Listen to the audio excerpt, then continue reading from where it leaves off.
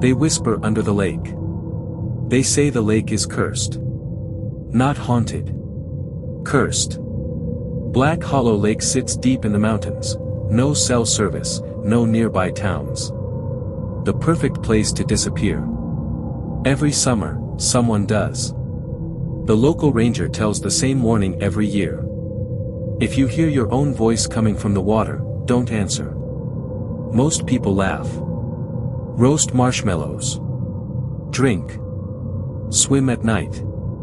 And then, somewhere between midnight and dawn, the water whispers. You don't hear it with your ears. You feel it in your spine.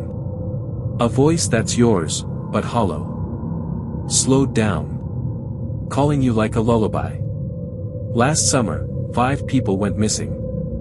They found one, days later, floating face up on the lake.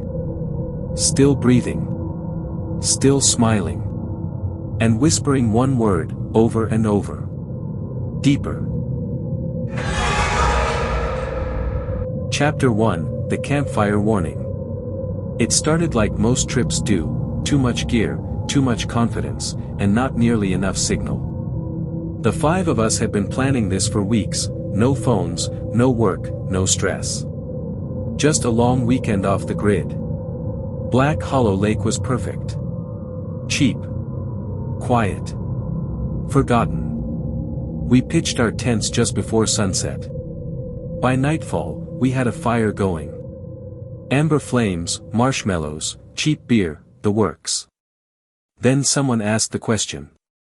Hey, what's with that sign? We hadn't noticed it before. A weathered wooden board nailed to a post, half sunk in moss. The letters were faded, but we could still read them. If you hear your voice in the water, do not answer. We laughed it off. Creepy, sure, but that's half the fun, right? The ranger showed up not long after. Old guy. Dead-eyed. Face like he'd never laughed in his life. He didn't smile when we offered him a drink. Instead, he pointed at the sign and said flatly. Don't go in the water after dark. Especially not alone. It listens. We asked him what that meant. He didn't explain. Just repeated himself. Then walked back into the trees. That night, around the fire, the mood turned. The woods felt heavier. Like they were pressing in around us. The sound of the wind died.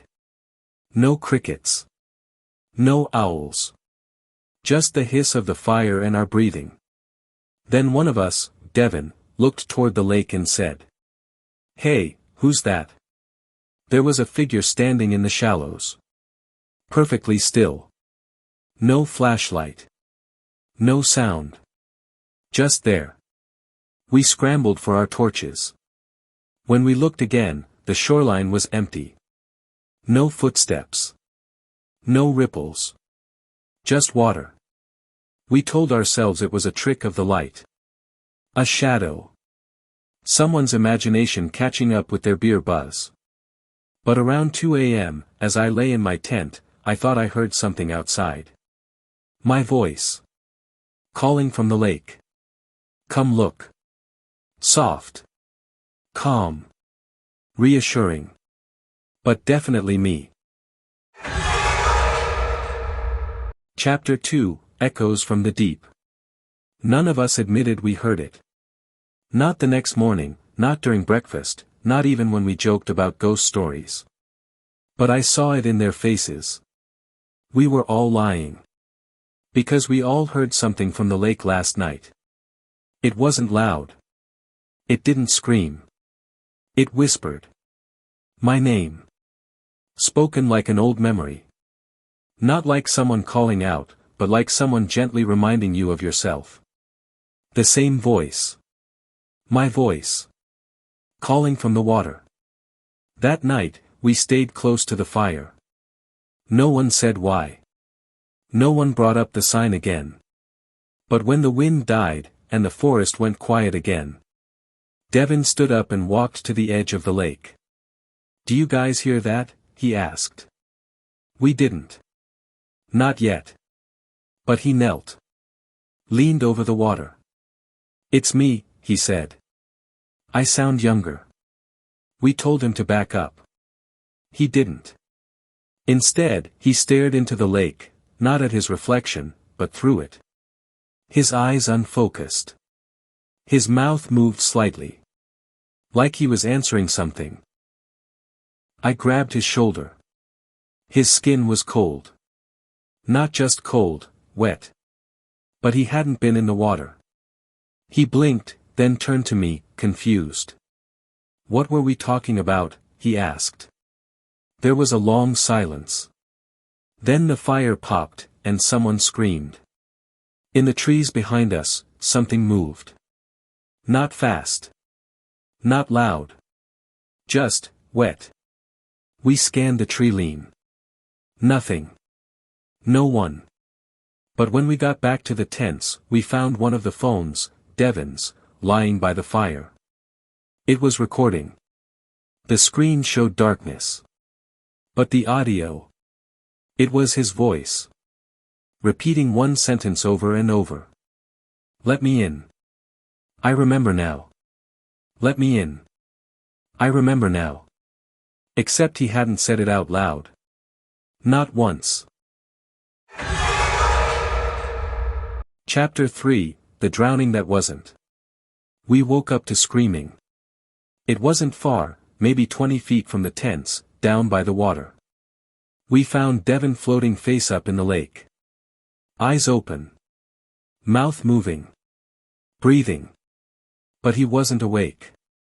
His lips kept forming words, slow, soundless syllables, like he was speaking underwater. We pulled him out. His skin was freezing. Not cold from the lake cold, cold like stone. We wrapped him in blankets, called his name. He blinked. Once. But he never said a word. Just stared at the lake. Later that day, he stood up and walked. Not randomly, with purpose. He moved like he knew where he was going. He didn't look at any of us. Not even when we screamed his name. We followed him to a rocky edge of the lake we hadn't seen before. The trees parted there, and the water looked different. Darker. Thicker. He stepped to the edge, turned slowly, and mouthed one sentence. "You heard it too." Then he sat. And stared into the lake again. That night, none of us slept. We took turns watching him. He didn't move. Just sat. Mouth slightly open. Once, around 3 a.m., I thought I saw something behind him. Rising. Tall. Thin. Not a person. It had arms, but they moved wrong, like they weren't used to having them. Then it sank back into the water. And Devin smiled. The next morning, he was gone. But his boots were still on the rock. Facing the water. And in the dirt next to them, someone had written in smooth, even lines. "It's quieter down there." Chapter 4, Down Where the Light Dies.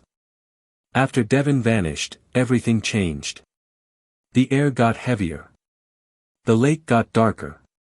It stopped reflecting the sky. It was like the water had turned into something else entirely, not liquid, not solid, something that didn't care about physics anymore. We tried to leave. Our phones still didn't work. The trail we came in on. Gone. Literally gone. Trees where the road used to be. No tire tracks. No footprints. Just moss. Like the forest had grown over it overnight. That evening, the lake began to whisper again. But not with our voices this time. With his. Devin's voice, gentle and calm, calling each of us by name. "You remember me. You saw it too. It's better here. You'll see." I covered my ears. Didn't matter. It came from inside. We tried to pack up. Tried to move. But everything felt wrong. Our bags were damp, even though it hadn't rained. The firewood wouldn't burn. And the sun. It stopped setting. It just hung there. Low and red. Like the day was stuck. Everything painted in the same dying orange light, stretching into forever. We took the boat out, thinking maybe there was another shore. There wasn't. Just water. Flat. Still. Endless. Until we saw it. Something beneath us. Moving. Huge. Not swimming, crawling. Like it had hands. And eyes that opened slowly, miles below. Looking up. Then the light in the boat flickered. And something brushed the bottom. Like fingertips. We turned around, but the shoreline was gone. There was only fog. And the whispering got louder. Chapter 5, The Ones Who Answered. We never made it back to shore. The boat just stopped floating. It didn't sink. It didn't drift. It simply stayed. Like the water held it in place. The fog thickened until we couldn't see each other. And the whispers turned into breathing. Not ours. Something older. Bigger. From below. One by one, we began to remember things that hadn't happened yet. I remembered standing in the lake, eyes open, mouth moving. I remembered pulling someone else down. I remembered smiling. It's not death, I heard myself say. It's remembering. Then I saw them. Figures in the fog. Not ghosts. Not creatures. Us. Versions of ourselves, waterlogged and grinning.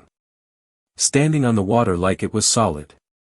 Skin pale, eyes wide, faces loose with something that wasn't quite joy. They didn't move. They just waited. One of us climbed overboard. Didn't say a word. Just slipped in. No splash. No resistance. Like the lake wanted him. Another followed.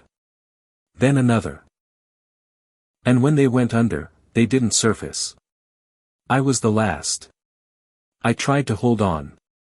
Tried to scream. But I could feel something inside my chest, pulling, gently.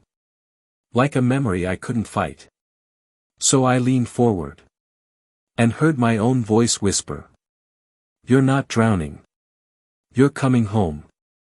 Now I'm in the lake. But I'm not alone. We're all here, the ones who answered.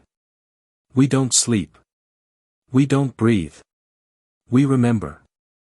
And sometimes, at night, when the surface goes still, we call out to the ones still on land. We wait for them to listen. And when they do, we open our arms.